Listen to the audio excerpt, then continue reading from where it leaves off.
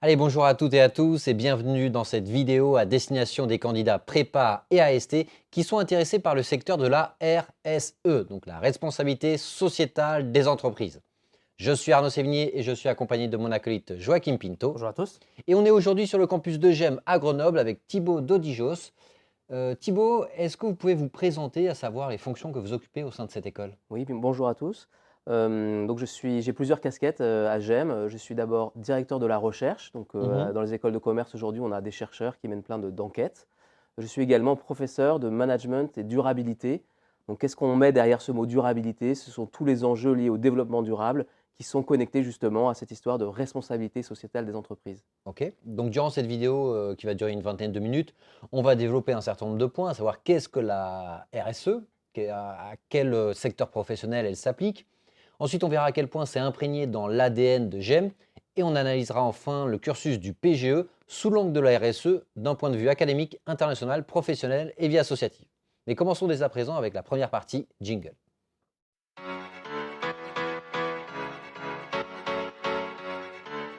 Alors on va commencer par une question relativement difficile pour vous. Ça va être de définir ce qu'est la RSE et plus généralement le secteur de la RSE. Oui, donc comme vous le savez, aujourd'hui, les entreprises font face à des enjeux écologiques majeurs et donc elles doivent se transformer. Et donc ce qu'on appelle la responsabilité sociale des entreprises ou responsabilité sociétale, ce sont toutes les actions qu'elles vont mener pour intégrer dans leur business, dans leur activité, des préoccupations sociales ou environnementales. Donc par exemple, je suis une société du secteur de l'habillement et je veux lancer une gamme d'habits en coton bio, c'est de la RSE.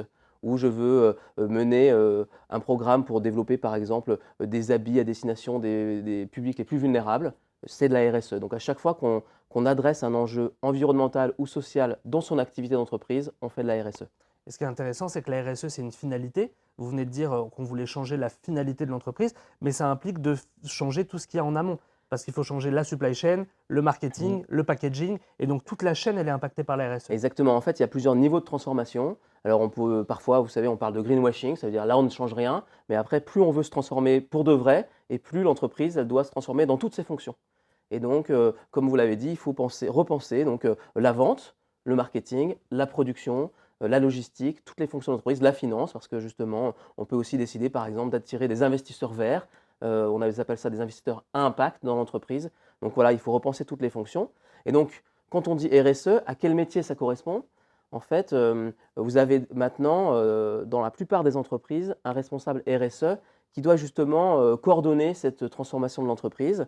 Évidemment, dans les multinationales, ça fait bien longtemps qu'on en a. Et puis progressivement, les grandes entreprises, les établissements de taille intermédiaire, maintenant les grosses PME, elles ont des responsables RSE pour justement aider à cette transformation.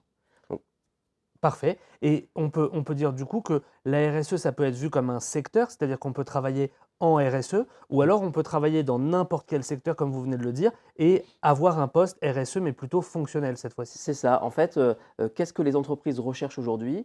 Elles peuvent chercher des experts de la RSE, donc pour occuper cette position dont je vous ai parlé tout à l'heure, donc de responsable RSE, mais aussi en fait de plus en plus, comme elles doivent se transformer en profondeur, elles doivent repenser leur offre de produits, de services, et donc ça veut dire que demain, une entreprise, elle va chercher un responsable marketing, mais qui a une appétence, un intérêt pour les sujets de l'environnement ou des sujets sociaux. Elle peut chercher un gestionnaire de projet, elle peut chercher un responsable de la logistique, un contrôleur de gestion qui va avoir dans son ADN, ou dans ses intérêts ou dans ses compétences, c'est là que ça nous intéresse à GEM, des personnes qui ont été formées sur les sujets de RSE. Et est-ce que le secteur de la RSE est un secteur orienté vers l'international?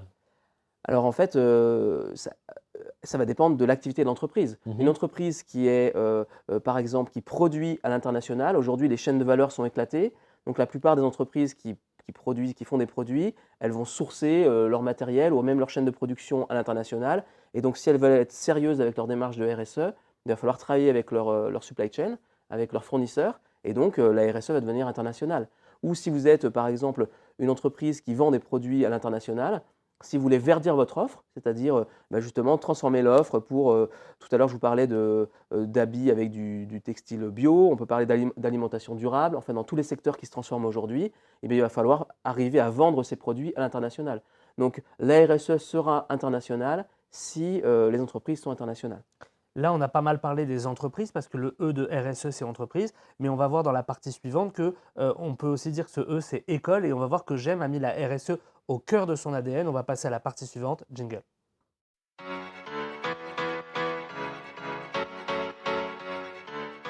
Alors, comme je le disais juste avant, c'est vraiment dans l'ADN de GEM d'avoir intégré la RSE, c'est-à-dire que GEM a une société à mission depuis longtemps, ça a été la première école société à mission. Concrètement, qu'est-ce que ça veut dire et quels sont les impacts pour les étudiants? Oui, donc comme vous savez, une société à mission a une raison d'être qui dépasse juste une finalité économique. Ça veut dire que nous, on est une école, donc bien sûr, il faut que quelque part le modèle économique marche, et donc du coup pour assurer les cours, la survie de l'école, mais on a aussi une vocation qui est de former des étudiants qui vont justement répondre aux grands enjeux de demain.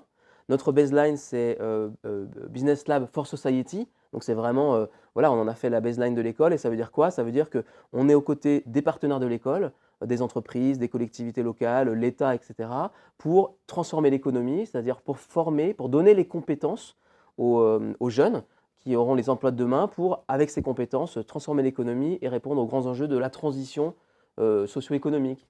Et donc concrètement, pour donner un exemple, qu'a mis en place, GEM avec son nouveau campus à Paris, qui est un campus zéro waste, à savoir zéro déchet et qui est construit 100 en bois. Donc c'est vraiment des actions concrètes, que ce soit dans l'immobilier avec les nouveaux campus, et on va le voir dès à présent au sein du cursus du PGE, d'un point de vue académique. Jingle.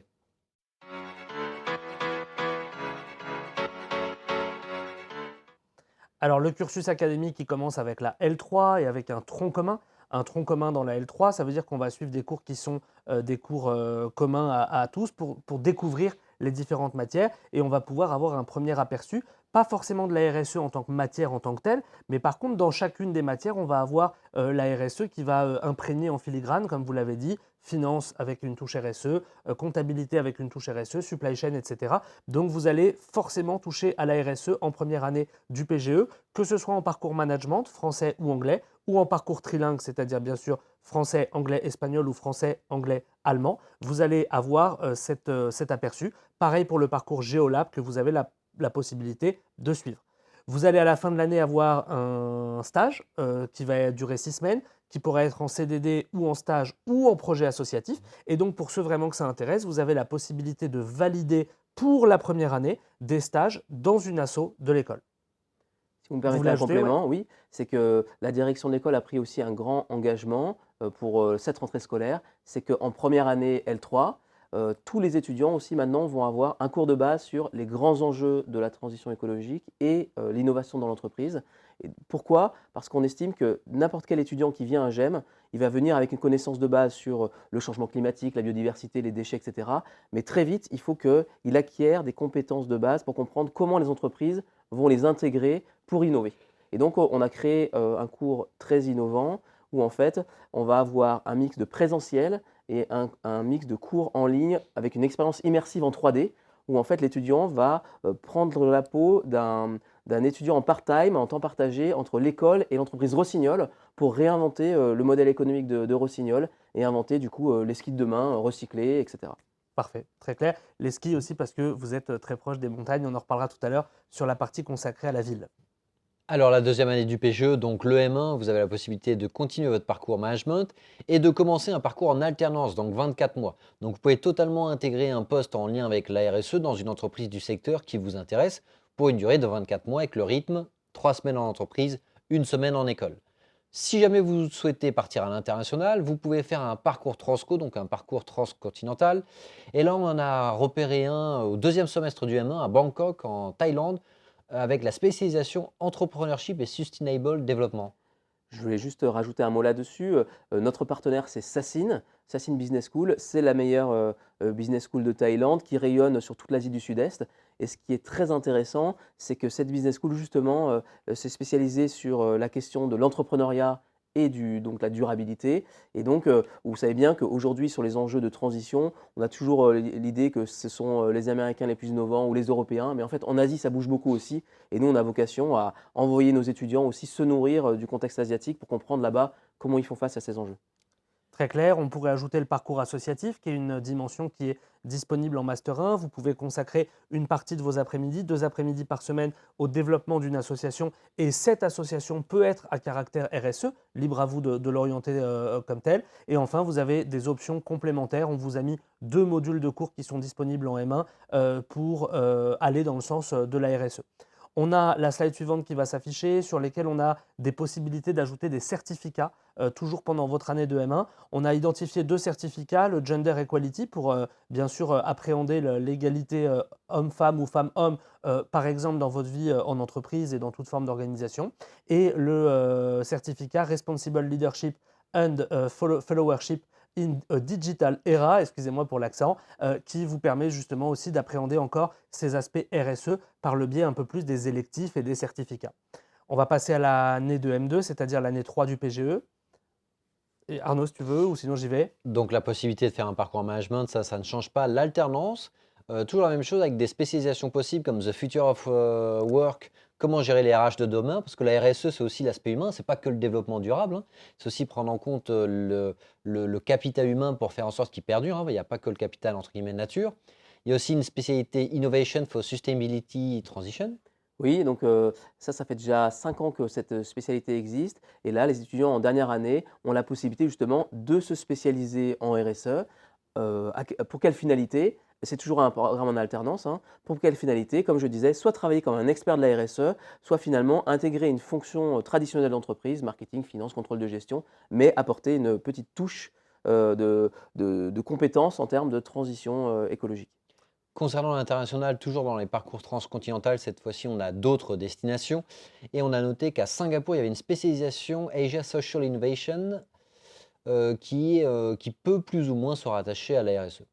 Pareil pour le double diplôme Humanitarian Program Management avec Bioforce dans lequel vous pouvez vous inscrire. Donc toujours pareil, vous pouvez à chaque fois, vous avez des opportunités d'aller toujours plus loin dans l'immersion RSE. Donc libre à vous de mettre le curseur où vous en avez envie. Et encore une fois, là on insiste vraiment sur l'aspect RSE, mais tous les cours sont imbibés de la RSE. C'est vraiment l'ADN de GEM et c'est pour ça qu'on a commencé cette vidéo par là. Encore une fois, 13 semaines de stage que vous devez effectuer à la fin de votre M2, tout comme vous deviez le faire à la fin de votre M1. Et libre à vous d'aller le faire, par exemple dans une entreprise du secteur de la RSE ou dans une direction RSE d'une entreprise. Ou même dans les cabinets de conseil en RSE, en transition RSE. Tout à fait, oui. Aujourd'hui, tous les grands cabinets de conseil ont un département RSE, durabilité, soutenabilité, etc. Et il y a maintenant toute une myriade de petits cabinets spécialisés sur les enjeux de mobilité de demain, alimentation de demain, etc. Allez, à présent, on va passer à la partie suivante, jingle.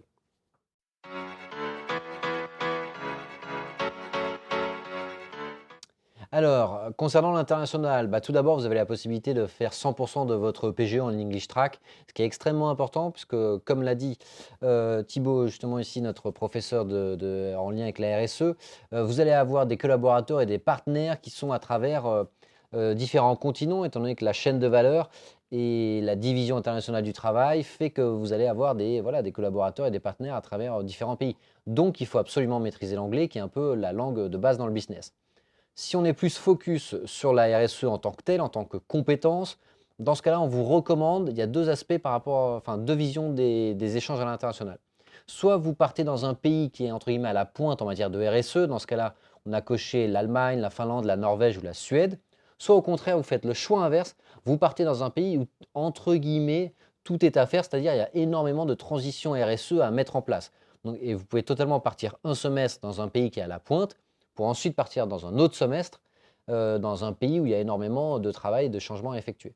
On a mis un rappel sur les parcours transcontinentaux. N'hésitez pas à faire pause pour noter le ou les parcours qui vous correspondent le plus, avec un rappel à la fois sur Bangkok pour le Master 1 et à la fois pour Singapour sur le Master 2. L'international et la RSE, vous l'avez évoqué tout à l'heure, c'est des notions qui sont tout à fait imbriquées et Arnaud vient de le rappeler, donc c'était important de faire ce focus-là. Allez, passons à la partie suivante, la catégorie professionnelle. Jingle.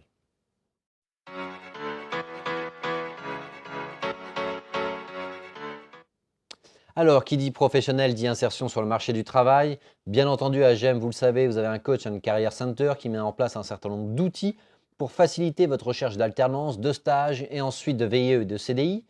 Et cela, ça forme un réseau alumni.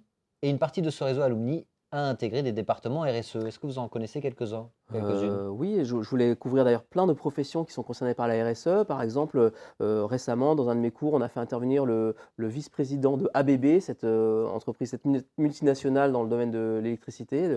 Et donc, le VP soutenabilité est un alumni de GEM. Donc ça, c'est un exemple après GEM, après quelques années de carrière, quelqu'un qui devient responsable RSE d'une grande entreprise.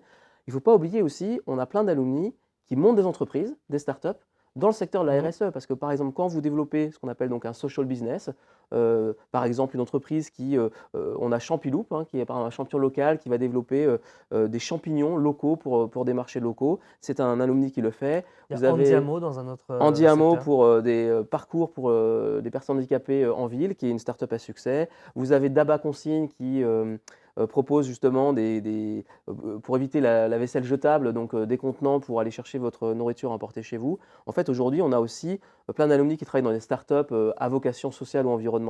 Et puis enfin, comme je le disais, on peut trouver dans la plupart des grandes entreprises des alumni qui aujourd'hui développent des produits, des services à forte connotation sociale et environnementale. Et donc là aussi, il y a toute une myriade d'alumni. Et d'ailleurs, qui peuvent se retrouver, ils ont un groupe transition et donc ils peuvent échanger entre eux. Ils ont une page LinkedIn, etc. Donc il y a une vie sociale, on va dire, de ces alumni autour de ces enjeux de transition. Et d'ailleurs, je suppose que ces alumni viennent témoigner et échanger avec les étudiants lors du GEM Carrière Fair avec un espace thématique dédié à la RSE. Oui, depuis quelques années déjà, on a un corner RSE dans cet événement qui en fait attire des entreprises qui ont des offres d'emploi pour nos étudiants.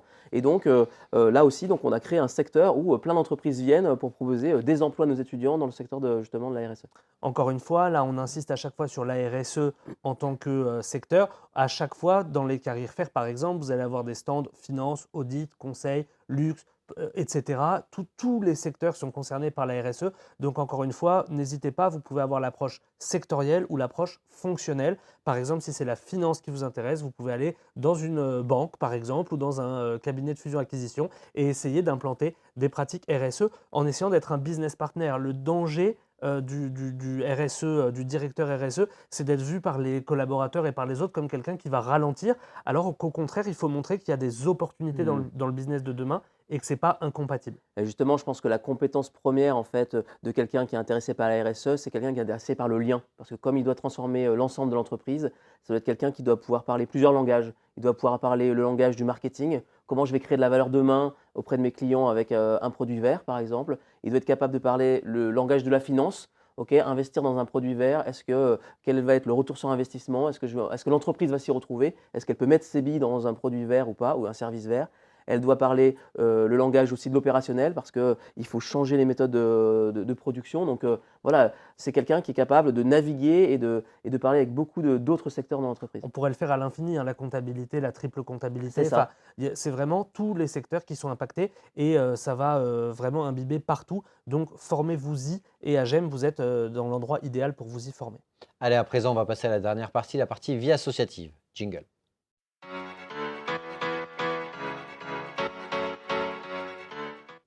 Alors, comme vous le savez, au sein de GEM, il y a 22 associations. Parmi elles, on a noté l'association Savoir Oser la Solidarité qui vous propose une mission humanitaire à chaque fois dans un pays différent. Bien entendu, vous n'allez pas faire le tour du monde, mais vous choisissez le pays qui vous intéresse le plus avec un projet au Togo, Madagascar, Brésil, le Népal ou encore le Laos, où justement vous allez avoir un soutien à l'enfance, que ce soit d'un point de vue éducatif, culturel, du loisir. Bref, vous allez pouvoir faire des missions humanitaires à l'étranger, ce qui correspond en partie à la stratégie RSE de GEM. Et on retrouve le lien RSE et international. Peut-être un petit mot sur Impact. Oui, alors aussi, ce que je voulais dire, c'est souvent là, j'ai parlé beaucoup d'écologie, mais en fait, les enjeux sociaux et environnementaux sont hyper liés. Et donc, on voit bien, par exemple, avec les migrations environnementales, quand on fait de la RSE, on essaye d'intégrer comment on relie les enjeux sociaux, les enjeux environnementaux. Donc, vous avez parlé de SOS, l'association sur les missions humanitaires, mais aussi on a Impact, qui est là plutôt destiné à accompagner les entreprises pour justement mettre en place des démarches RSE. Et plus généralement, Grenoble, c'est un environnement propice à la RSE. Grenoble, à la fois en tant qu'école, Oui. GEM, mais à la fois en tant que ville. capitale verte européenne en 2022. Oui, et ce qui est intéressant, c'est que GEM est ouvert sur son écosystème. Donc, vous avez parlé de capitale verte européenne. On est partenaire de cette grande année de célébration de nos engagements sociaux et environnementaux. On pourrait parler aussi de la Convention des entreprises pour le climat. Ce sont des entreprises qui s'engagent à développer des business models radicaux pour adresser les enjeux climatiques et autres sujets environnementaux. Et là aussi, on travaille en partenariat avec eux. Donc, on voit bien que dans l'écosystème de GEM, c'est de la techno, de l'innovation, plein de boîtes techno, plein de boîtes innovantes et bien sûr des entreprises engagées sur les sujets de transition parce que ce sont les sujets de demain. Alors, Monsieur Dodijos, merci pour toutes ces informations. Avant de conclure cette vidéo, on va vous demander un exercice un peu particulier, à savoir le mot de la fin, en regardant cette caméra pour vous adresser directement aux candidats et candidates qui nous regardent pour leur donner un mot d'encouragement pour vous rejoindre. Oui, ce que je voulais vous dire là, qui pourrait vous motiver pour venir à GEM, aujourd'hui les défis pour répondre aux enjeux sociaux et environnementaux sont immenses. On a vraiment besoin de transformer les entreprises en profondeur et à GEM, vous trouverez toutes les compétences pour demain trouver un poste pour justement avoir un métier qui a du sens et aller dans cette transformation de l'économie qui passera par nos diplômés qui transforment toutes les fonctions des entreprises. Merci pour ce mot de la fin qui était concis et engageant. N'hésitez pas, pour ceux que ça a intéressé, à aller voir les autres vidéos qu'on a tournées aujourd'hui même avec plein d'intervenants de GEM, à la fois sur le PGE, à la fois sur les points forts. C'est des vidéos qui vont vous servir à la fois pour mieux connaître cette école et à la fois pour préparer l'oral d'admission que vous allez passer, j'en suis sûr. Salut à tous, merci. Salut!